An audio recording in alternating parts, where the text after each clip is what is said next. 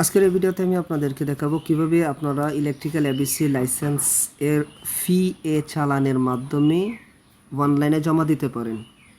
So এর জন্য আপনি আপনার যে কোনো একটা ইন্টারনেট ব্রাউজারে চলে যাবেন। ইন্টারনেট ব্রাউজারে যাওয়ার পর এখানে গিয়ে লিখবেন চালান। এ ধরনের একটা ইন্টারফেস আসবে। প্রথম যে লিঙ্কটা আসবে ওই লিঙ্কটাতে আপনি ক্লিক করে দিবেন। যাওয়ার পরে এটা যদি আপনার ডেস্কটপ মোড না থাকে তাহলে আপনি এখান থেকে ডেস্কটপ মোড চালু করে নিন। আমি এখানে ডেস্কটপ সাইট চালু করে নিলাম। দেন এখানে দেখেন ইউজার আইডি চাচ্ছে, পাসওয়ার্ড চাচ্ছে। আমার ইউজার আইডি এবং পাসওয়ার্ড দুটোই আছে, বাট আমি দেখাবো আজকে কীভাবে আপনার ইউজার আইডি বাদ দিয়ে ইউজার আইডি ব্যতী রেখে আপনি চালানের মাধ্যমে অনলাইনে টাকা পেমেন্ট করতে পারেন। সো আমি এখানে ক্লিক করে দিলাম। দেখেন এখানে লেখা আছে এখানে ক্লিক করে রেজিস্ট্রেশন ছাড়াই চালান এন্ট্রি করা যাবে। সো আমি এখানে ক্লিক করে দিলাম। দেন এ ধরনের একটা ইন্টারফেস আসবে। এ ধরনের ইন্টারফেস আসার পরে এক নম্বরে যে লেখা আছে যে সরকারি প্রতিষ্ঠান বরাবর আপনি টাকাটা পাঠাইতে চাচ্ছেন এটা আপনি এখানে উল্লেখ করতে হবে। সো আমি এখানে খাতের যে কোড নাম্বারটা আছে বৈদ্যুতিক উপদেষ্টার কার্যালয়, সো এখানে আমি টাকাটা দিব। সো এটার এই কোড নাম্বারটা আমি আলাদা একটা খাতার মধ্যে লিখে রাখছি। সো আমি এটা আস্তে আস্তে, আর অবশ্যই আপনাকে একটা একটা করে ডিজিট দিতে হবে। একটা ডিজিট দেওয়ার পরে একটু আপনাকে অপেক্ষা করতে হবে, কারণ একটা ডিজিট দিলে ওরা সার্চিংয়ে থাকে। সো আমি 1 নাম্বার দিলাম। দেখেন সার্চিংয়ের অপশনটা চলে আসছে। কিন্তু যদি একসাথে দুইটা দেই, দেখেন দুইটা দিলে কিন্তু সমস্যা দেখা দিবে। হ্যাঁ, সো এই ধরনের সমস্যা থেকে আপনার কমিউনিকেশন এরর দেখাবে। সেই জন্যই আমি আপনাদেরকে সাজেস্ট করব অবশ্যই একটা একটা করে ডিজিট লিখবেন। সো আমি এখানে একটা ডিজিট লিখলাম। প্রথমে 1 নাম্বার সার্চিংয়ে থাকবে 0 2। দেখেন 5টা ডিজিট দেওয়ার পরে কিন্তু আপনার এখানে চলে আসছে বৈদ্যুতিক উপদেষ্টা ও প্রধান বিদ্যুৎ পরিদর্শকের কার্যালয়। আমি এটাকে সিলেক্ট করে দিব। সো আমি যার উদ্দেশ্যে টাকাটা পাঠাইতে চাইতেছি ওইটা আমার এখানে সিলেক্ট হয়ে গেছে। দেন আপনার অর্থনৈতিক কোডটা কিন্তু এখানে সিলেক্ট করে দিতে হবে। এটা কিন্তু অ্যাস্টারিক মার্কে দেওয়া আছে, ঠিক আছে? স্টার চিহ্ন এটা ম্যান্ডেটরি দিতেই হবে। সো এই খাতে আমি জমা দিব, যেহেতু আমার এখানে অর্থনৈতিক কোডটা কিন্তু দেওয়া আছে। উপরে যেটা দিয়েছেন 1 নম্বরে বৈদ্যুতিক উপদেষ্টা ও প্রধান বিদ্যুৎ পরিদর্শকের কার্যালয়ে যে কোড নাম্বারটা, অবশ্যই এটা আপনি আলাদা একটা খাতার মধ্যে লিখে দেন আপনি এই চালানের ওয়েবসাইটে বা অ্যাপসের মাধ্যমে এই কোডটা টাইপ করে সিলেক্ট করে দিবেন। সো এখানে আমি অর্থনৈতিক কোডটা টাইপ করব। আমি 6টা ডিজিট দেওয়ার পরে কিন্তু আমার এখানে আসছে অন্যান্য লাইসেন্স ফি অথবা আদার লাইসেন্স ফি। সেটা আমি সিলেক্ট করে দিলাম। সেটা সিলেক্ট করে দেওয়ার পরে দেন অর্থনৈতিক কোডটা কিন্তু পরিপূর্ণ দেখাইতেছে 14 22 199। আর উপরে দেখতেছেন 15 60 20 11 32 484 রইতেছে যে প্রতিষ্ঠানে আমি টাকাটা পাঠাইতেছি, বৈদ্যুতিক উপদেষ্টা প্রধান বিদ্যুৎ পরিদর্শকের কার্যালয়।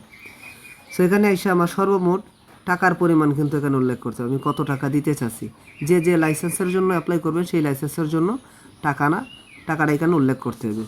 সো আমি এখানে বিসিওর জন্য দিব। সো বিসিওর জন্য যদি আমি দিতে হয় তাহলে আমার এখানে টাকা কত এটা আমার দেখে নিতে হবে। কোন লাইসেন্সের জন্য কত টাকা কাটে ওইটা আমরা দেখে নিব। সেখানে দেখেন বিসিওর জন্য 240 টাকা কাটে।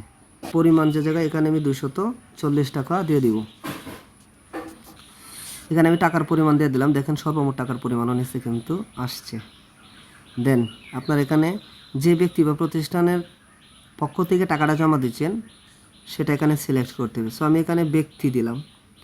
ব্যক্তি দেওয়ার পরে অবশ্যই এখানে আপনার জাতীয় পরিচয়পত্র বা জন্ম নিবন্ধন অথবা যদি টিআইএন নাম্বার যেটাকে বলে টিন নাম্বার ওটা থাকে তাহলে এটা এখানে আপনার ইন্ডিকেট করে দিতে হবে। এটা কিন্তু স্টার মার্ক দেওয়া আছে। সো অবশ্যই এটা ম্যান্ডেটরি, এখানে দিতেই হবে। এটা যদি না দেন তাহলে কিন্তু হবে না। সো আমি এখানে আমার জাতীয় পরিচয়পত্র নম্বরটা দিয়ে দিলাম। এখানে আমার জাতীয় পরিচয়পত্রটা আমি, যদি আপনার জাতীয় পরিচয়পত্র নাম্বার এনআইডি নাম্বার ভুল থাকে তাহলে কিন্তু আপনার চেকের সময় ভেরিফাই হবে না। আর জন্ম নিবন্ধন দেওয়া করলেও কিন্তু অনলাইন থাকতে হবে। যদি অনলাইনে না থাকে তাহলে কিন্তু এটা চেক হবে না। দেন আমি আমার জন্ম তারিখ দেওয়ার পরে এনআইডি কার্ড চেক নেবে, ঠিক আছে? দেখেন সংশ্লিষ্ট জাতীয় পরিচয়পত্র নম্বর এনআইডি সিস্টেমে পাওয়া গিয়েছে। যদি না পাওয়া যায় তাহলে কিন্তু সমস্যা দেখা দিবে, ঠিক আছে? তো এনআইডি চেক আমার হয়ে গেছে। এখন আমার এখানে একটা মোবাইল নাম্বার দিতে হবে। সো মোবাইল নাম্বারটা আমি আমারটাই দিয়ে দিচ্ছি। সো এনআইডি নাম্বার দেওয়ার পরে জন্ম তারিখ প্লাস হচ্ছে মোবাইল নাম্বার। এরপর আপনার যদি ইমেল অ্যাড্রেস থাকে ইমেল অ্যাড্রেস দিলেন, ঠিক আছে? দেন আপনার অর্থ পরিশোধের ধরন, অর্থ পরিশোধ আপনি মোবাইল ব্যাংকিংয়ের মাধ্যমে, ইন্টারনেট ব্যাংকিং, কার্ডের মাধ্যমে করতে পারবেন। দেন মোবাইল ব্যাংকিংয়ের মধ্যে হচ্ছে বিকাশ, নগদ, রকেট এবং ট্যাপ।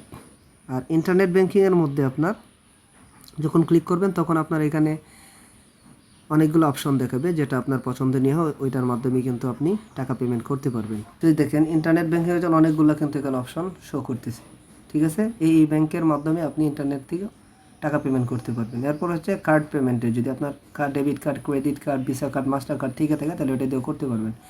আবার ব্যাংক কাউন্টারে গিয়ে যদি আপনি জমা দিতে চান তাহলেও কিন্তু পারবেন, ঠিক আছে। সো আমি এখানে মোবাইল ব্যাংকিং দিয়ে দিলাম।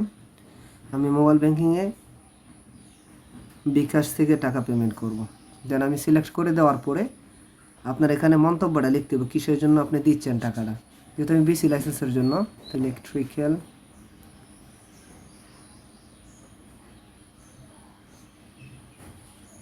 বিসি লাইসেন্স ফি। দেন আপনার এখানে সেভ অ্যান্ড কন্টিনিউ দিতে হবে। সো আমার এখানে যেহেতু তথ্য ফিল আপ করা হয়ে গেছে, এখন আমি এটাকে সেভ দিয়ে দিব।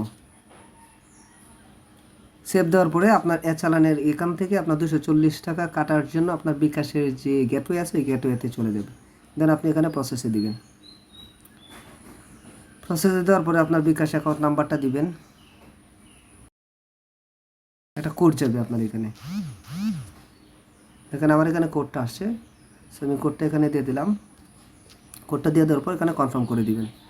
এরপরে আপনার পিন নাম্বারটা দিয়ে দিবেন। পিন নাম্বারটা দিয়ে দেওয়ার পর কনফার্ম করে দিবেন। সো বিকাশ থেকে আপনার এটা ভেরিফাই করবে কয়েক সেকেন্ডের মধ্যে। দেন ইরর দেখাচ্ছে, কারণ হচ্ছে ইনসাফিসিয়েন্ট ব্যালেন্স, আমার এখানে ব্যালেন্সের টাকা নেই। জাস্ট আমি আপনাদেরকে দেখালাম এভাবে আপনি চালানটা দিবেন। চালানটা দেওয়ার পরে কীরকম আসবে চালানের কপিটা পিডিএফ ফাইলে আমি সেটা দেখাবো। সো টাকা পেমেন্ট হয়ে গেলে এ ধরনের পিডিএফ আকার একটা ফাইল আসবে, ঠিক আছে।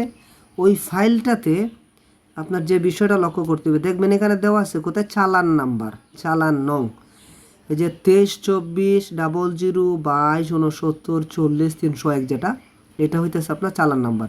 দেখেন আবার অন্য কোনো নাম্বার যদি দেন তাহলে কিন্তু আপনার চালানটা তারা অ্যাকসেপ্ট করবে না, তখন আপনার অ্যাপ্লিকেশনটা কিন্তু রিজেক্ট হয়ে যাবে। সো আমরা আগে কি করতাম, ব্যাংকে চালান দেওয়ার পরে যে চালানের কপিটা ছিল এটা কিন্তু আমরা আপলোড করতাম। সো এটাও কিন্তু ওইখানে পিডিএফ ফাইলটা আপলোড করব। আর চালানের ঘরে আমরা ব্যাংক থেকে যে একটা নাম্বার দিত, 10 নাম্বার, 20 নাম্বার, 25 নাম্বার, ওই নাম্বারটা শুধু লিখতাম। ওইটা ছিল ম্যানুয়ালি ব্যাংকে গিয়ে। বাট এটা যেহেতু অনলাইন, সো এখানে চালান নাম্বার যেটা দেওয়া আছে এই নাম্বারটা কিন্তু আপনার চালান নাম্বারের ঘরে লিখতে হবে, ঠিক আছে।